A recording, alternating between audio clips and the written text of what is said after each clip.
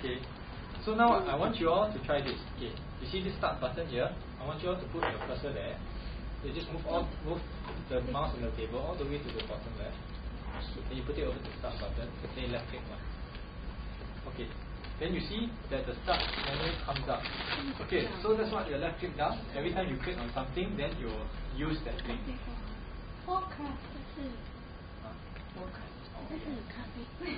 Okay, so let's say I've got a file. Okay, let's say there's this file here. Okay, if I left click on this file one time, okay, then you see it turn blue in color. So this is actually selecting the file, which means you are not doing anything yet. Okay, if I want to use this file, I click it twice quickly like this. Click. Okay, then you see the file open up like that. Okay, then when you see the file open up, you see this bar at the top here. Okay, this blue bar here at the top. Okay, all windows have them. This thing that open up now is called window. And you can see at the bottom of the screen here. Thinking is the name of the window you just opened up. Okay, so at the top of the window, right, there are three things you need to see here. At the top right, where you see that my cursor is circling. Okay, one is the minimize button. Okay, what this does, right, is I click once, left click once, right? So you just put your cursor on the left click once. Then you see the window shrinks down all the way to the bottom, but you still see the window at the bottom here. So if you want to open it up again, you just left click. Then you open up again. Okay, so what are the other two buttons for? Okay, see this button here in the middle? There are two little rectangles there. If you click it, it will shrink the size of the window that you are looking at. So for example, I click now, left click once. Okay, so you see the whole screen is not taken up by the window anymore. It's just a little bit of the screen. Okay, but if I click on it again, then it becomes the full screen again. Okay, so you can use this to shape how big you want your windows to be. Okay, then the last one there, the cross. You see the little cross here at the upper right hand corner.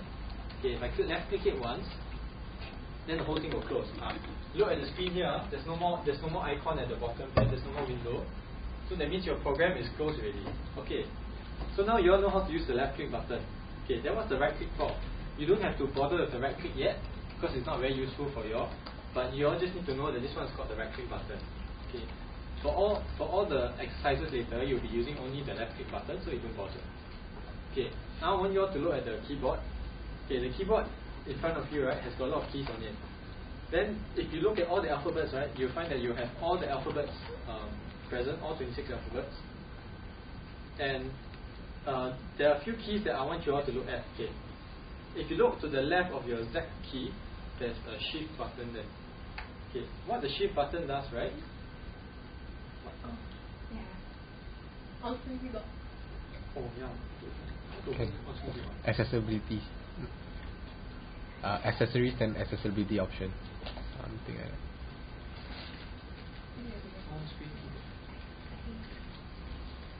Underwear. I thought there's one accessibility or something like that. Yeah. Accessory. Yeah, under accessories one. On there. The first one of the Okay, so your keyboard looks like this. You see this window here, your keyboard all looks like this. Okay, there's this button here on the left side of the Z key. It's called the shift button. So what you can do is if later on when you're typing, right, let's say you want to make an alphabet, a big alphabet, you just hold on to the shift button. Okay, and then you see that you see the on-screen keyboard, right? You can change the alphabets already. The alphabet is a small alphabet like that. And then when you press and hold the shift button, you become a big alphabet. So later when you're typing, right, you must remember what's the use of the shift button if you want to make capital letters. Okay, so now look at the caps, this lock button here on your keyboard, right? It should say caps lock. Okay, if you press it just one time, then everything you type out, right, will become capital alphabet. Okay, so if you press it one time, it will be on. Then everything will be capital alphabets. If you press it another time, then it will turn off. So it becomes small alphabets again when you type. Okay, this button here in the middle is your space bar. When you type words, right? Okay, I show you all this file. I'll show you how to type words. Let's say I've got this file here. If I type A, B, C, then if I press space, then I type A, B, C again. You can see the space in between the two words there. Okay, that's what the space bar does. The shift button Okay, let me show you the shift button. If I press and hold shift, then I press A, B, C.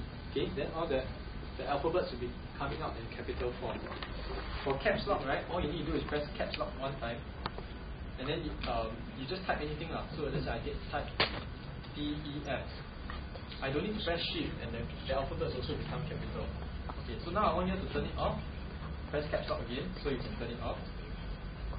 And then the enter key on your keyboard, right, has also a purpose of going to the next line. So now you see on my